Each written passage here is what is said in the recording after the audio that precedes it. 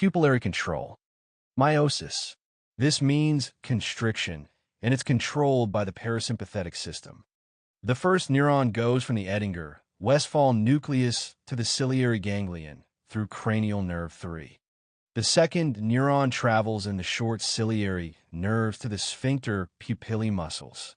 An easy way to remember it: short ciliary nerves shorten the pupil diameter. Now, the pupillary light reflex. Light in either retina sends a signal through cranial nerve 2 to the pretectal nuclei in the midbrain. That activation then stimulates both Edinger-Westphal nuclei. As a result, the pupils constrict bilaterally, giving us both the direct reflex and the concentric reflex. The result is that illumination of one eye causes both pupils to constrict. Next is mydriasis, which means dilation, and this one is controlled by the sympathetic system. The first neuron runs from the hypothalamus to the ciliospinal center of Budge, which is located at spinal cord levels C8 to T2.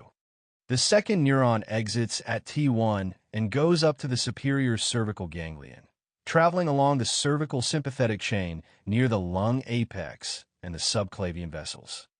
The third neuron forms a plexus along the internal carotid artery, passes through the cavernous sinus, and enters the orbit as the long ciliary nerve, which goes to the pupillary dilator muscles.